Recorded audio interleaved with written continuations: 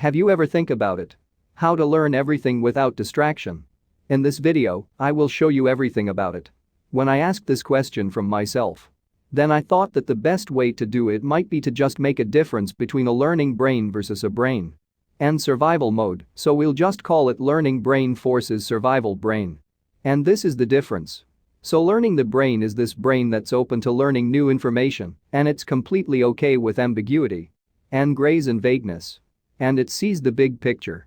It like pulls back and is on the balcony, can look over the forest and figure out what's going on. On an emotional level, people in learning brain feel calm, peaceful, maybe a little excited about what they're about to learn, maybe a little playful and having fun too, and definitely curious. And they're not afraid of making mistakes because it's just part of the learning process. And so they're not really thinking about themselves. And they actually feel a little bit of confidence that if they just apply themselves, they might pick up what they're trying to learn. Now, the survival brain, on the other hand, is completely different. It's a hyper-focus on the threat. It doesn't like ambiguity. It wants clear, hard facts. It thinks in black and white terms. It doesn't want anything to be gray at all.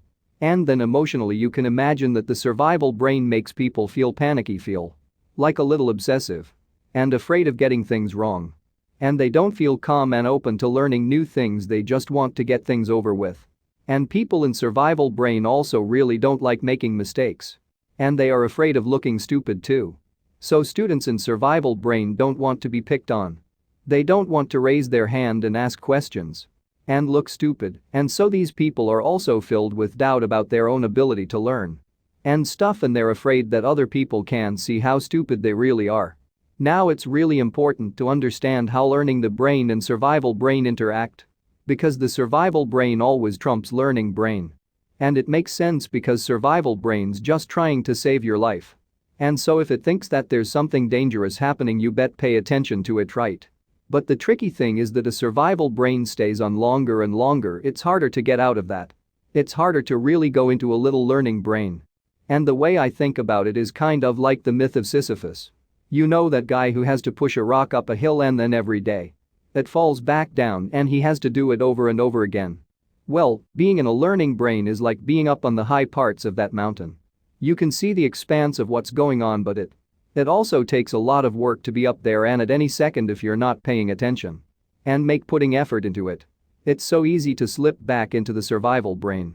Again, in that rock that Sisyphus is trying to push up, well, that's kind of like stress, and the more stress you feel, the heavier and bigger that rock gets, and it just pushes you back into survival brain quicker. Now the kicker is that for traumatized people, stress is really rigid and intense things. And so with trauma, any little stress makes that rock throw away bare than it normally would. And because people with trauma misperceive ambiguous situations as threatening and stressful, that rock just stays big all the time. Now the good news is that the more you control stress, well, the easier it is to be in learning brain, right? Because that rock is a lot smaller. And what I really want to highlight for teachers is that the best way to keep students in the learning brain goes back to why I spent so much time talking about attachment. Students best learn when they feel like they're safe and supported by the adults around them.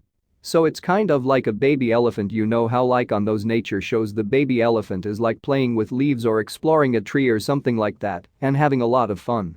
And the only reason why they can do that is because there's a whole group of mama elephants around that may be protecting it and looking out for danger. So a kid with trauma or who's stuck in survival brain, it's kind of like that baby elephant who doesn't have protective adults around them.